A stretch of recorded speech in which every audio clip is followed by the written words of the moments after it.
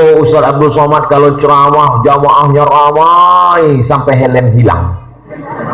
Kalau tidak dapat barokah daripada guru. Abdul Somad hadir hari ini, mudah-mudahan diakui walaupun tidak sebagai murid naturalisasi pun saat ini. Lalu kemudian yang paling penting adalah akidah, berawal dari aqidatul awam, setelah itu kemudian jala'ul afham, lalu kemudian al-husunul hamidiyah, lalu kemudian dimatangkan dalam ad-dasuqi ala ummil barahin, sehingga apapun yang datang, ulama Imam Abul Hasan al-Ash'ari beserta para ulama mazhab Ash'ariyah, Asy'ariyah, Asy'ariyun sudah membuat benteng sifat 20. Hari ini banyak orang yang menyerang. Kenapa membatasi sifat Allah hanya 20 saja? Sifat 20 bukan batasan. Sifat 20 adalah sebagai tameng. Siapapun yang ingin menyerang akidah Islam, maka 20 sifat ini sudah cukup untuk sebagai benteng. Sekarang anak-anak muda kita diajarkan tentang filsafat dari Jerman yang dikembangkan oleh seorang bernama Nietzsche. Nietzsche mengatakan Tuhan pernah ada, tapi sekarang Tuhan sudah mati. Maka dengan satu sifat menurut akidah Asy'ari sudah terbantahkan. Hanya dengan satu sifat, yaitu sifat baqa. Karena baqa artinya tidak mati, tidak berakhir. Maka dengan satu sifat itu sudah terbantah Nietzsche. Dan Nietzsche itu, mohon maaf, meninggalnya dalam keadaan gila setelah kena penyakit sipilis, penyakit kelamin. Tapi filsafat itu digemari oleh anak-anak muda sekarang. Lalu kemudian ketika ada orang yang mengatakan Nabi Isa adalah Tuhan, Maryam adalah Tuhan, dengan satu sifat terbantahkan, yaitu dengan sifat qidam, wujud qidam. Qidam tidak berawal, Nabi Isa berawal, Maryam berawal, maka dia bukan Tuhan. Cukup dengan satu perisai, maka terbantahkan aliran-aliran modern. Adapun orang yang mengatakan Ar-Rahman 'alal arsy istawa, Allah duduk di atas arsy, dimaknainya makna istawa itu adalah al-istiqrar wal julus. Al-istiqrar duduk menetap, wal julus duduk di atas arsy. Terbantahkan dengan sifat 20, yaitu dengan mukhalafatuhu lil hawadis. Karena kalau dikatakan istawa 'alal arsy kastiwa'i ana, seperti duduknya Abdul Somad di atas arsy, sedangkan Allah itu laisa kamitslihi syai'un wa huwas sami'ul basir.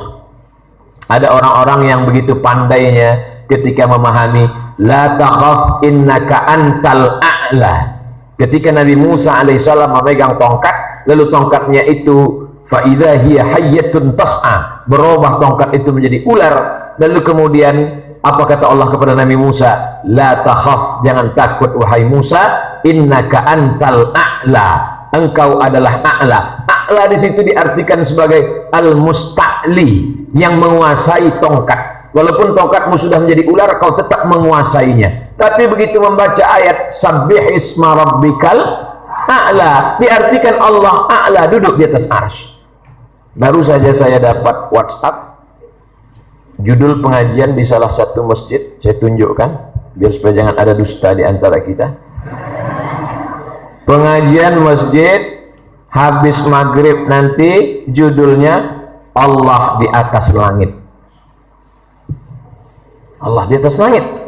Lalu disampaikan sabbih isma rabbikal a'la, Allah di atas. Padahal kata Imam Tahawi, Allah munazzahun anil jihatis sitti, Allah suci dari 6 arah, depan, belakang, kanan, kiri, atas, bawah. Sekarang itu yang diajarkan. Allah di atas, yusharu bil yad, bisa ditunjuk dengan tangan, terbantahkan dengan satu sifat, laisa kamitslihi syai'un wa huwas sami'ul basir.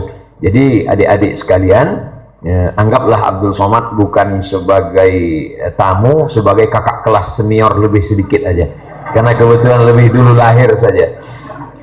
Nah, jadi bahwa semakin tekun wujud qidam baqa mukhalafatul hawadisi qiyamuhu binafsihi wahdaniyah qudrat ilmun hayat sama basar kalam. Ada pula Mu'tazilah mengatakan Allah yang menciptakan manusia, setelah itu Allah pun tidak tahu secara detail. Sebagaimana pabrik spidol, setelah spidol diciptakan, maka pabrik spidol tidak tahu di mana spidol itu berada. Pabrik mikrofon, setelah mikrofon diciptakan, dia tidak tahu ternyata mikrofon ini berada di rumah Tuan Guru. Maka dibantah oleh sifat 20, alimun, Allah subhanahu wa ta'ala maha tahu, wa na'lamu ma tuwaswisu bihi nafsuh wa nahnu aqrabu ilaihi min hablil warid. Jadi kalau matang sifat 20 itu dari aliran-aliran sesat zaman dulu sampai akhir zaman, insya Allah menjadi benteng dan tameng. Jadi yang pertama ingin Abdul Somad sampaikan adalah dalami sanad, dari mulai sanad ilmu lughah masuk kepada ilmu akidah, sanad dalam bidang fikih, hadis dan tafsir.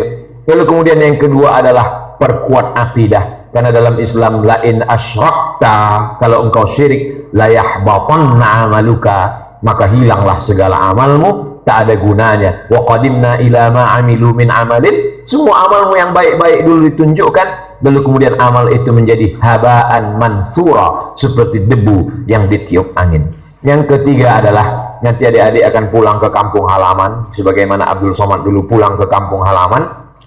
Cerdaskanlah umat dengan mengajar spesialisasi di bidang tertentu. Kalau kebetulan adik-adik suka hadis, maka di masjid itu pilih satu malam khusus, apakah malam Kamis atau malam Jumat atau malam Sabtu atau malam Ahad atau subuh, mulailah dari kitab Arba'in Nawawi. Khatam Arba'in Nawawi, Riyadhus Shalihin. Khatam Riyadhus Shalihin, Al-Azkar. Khatam Al-Azkar, lalu kemudian pindah ke Jawahirul Bukhari. Khatam Jawahirul Bukhari, lalu kemudian Sahih Bukhari. Khatam Sahih Bukhari, pindah ke Sahih Muslim.